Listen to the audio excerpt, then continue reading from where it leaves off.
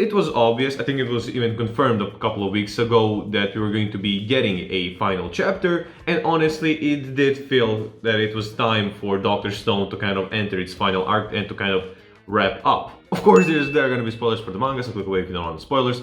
That should be pretty obvious. But yeah, in this final arc, basically one of the greatest achievements in science for humanity, of course, was the fact that we were able to send people on the moon. So it felt pretty, epic and cathartic that the final arc would also be with our main characters going up to the moon, where the Y-Man is. That's been set up for the entire basically series up to this point. So it was amazing, and yeah. But honestly, the thing that I didn't really dig was the reveal of who the Y-Man is.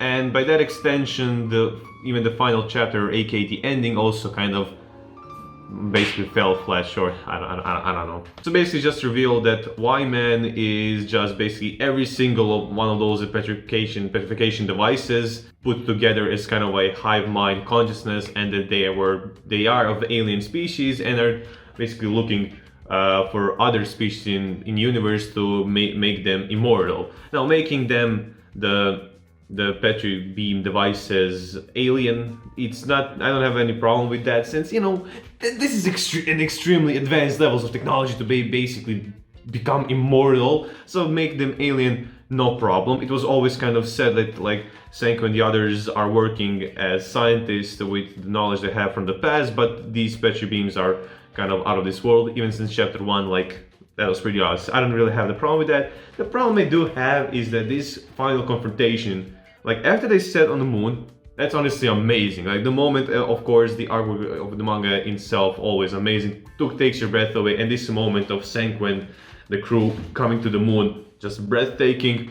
But then we meet that Y-Man is just amalgamation of all these devices, which is fine. But again, in like 2 to 3 chapters, the conflict with them, like they explain their backstory, quote unquote, if you can call it that, and then they just say like, hey yo, go away, we will help you, like give us a chance, and it's that. It kind of felt anticlimactic, not gonna lie. After all of that build up, like of all of these amazing arcs of like different factions fighting throughout the series, and now having the main bad guy, like I don't have a problem that they solved it on a diplomatic kind of, a man-to-man talk kind of way, I guess. I don't know, scientist to scientist, I don't know, but the way it kind of felt like anticlimactic, and that's my main issue with this ending. Like after this ending, they return home, you get them kind of high-fiving each other, I don't know, time skip, couple of years, Yuzuriha and Taiju got married. Ooh, Ruri and Chrome are also getting married. Ooh, and they are making a freaking time machine.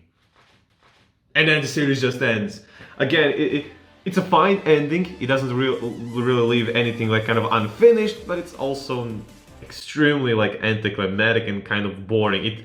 I will honestly not think. I read this chapter. It's chapter 232, by the way, of Dr. Stone manga, and this will not stick with me. Like next Sunday, I will wake up and be like, okay, where is the new chapter? Not because I'm hyped for the new chapter. I mean, I would be, but just because this doesn't feel like an ending. I don't know if they are setting up some more, maybe a sequel, maybe a shorter sequel as well. But honestly, like the final chapter didn't call back to anything. It kind of wrapped up everything, but honestly, the Fire Force ending came a couple of weeks or in the past week. I can't remember. That final chapter, yes, it led into Soul Eater, but honestly, that ending was at least way more satisfactory and kind of, showed us a bit more. This is fine again, but just this is such a, I can't say really a boring ending, but it didn't leave me like starstruck or just like, whoa, what the fuck. At least the Attack on Titan ending made me think. I mean, and I like the Attack on Titan ending, but that chapter made me think. Demon Slayer as well. All these endings were kind of like, they stuck with me, either for good or bad reasons. But Dr. Stone won't stick to me. Like the series itself, yeah, and all the amazing moments, like Senku inventing like the light bulb, or again them coming to the moon, or like what's her name, Suika, like reviving everyone by herself. Those are some amazing moments that will stick with me. But this ending and this like final few chapters, not really. Like even the lead up of them going to space also felt kind of rushed, but it's fine. Like we've seen them struggling a long time before this. It was cool. They also had some problems, but yeah, in the end, this ending of Doctor Stone manga, I didn't really dig it, honestly. It could have been handled way better, but hey, what you gonna do? But yeah, Doctor Stone, have you been reading the manga, or will you read the manga? And if you did you catch up the ending? What did you think? Leave your comments, leave your thoughts in the comments down below as always.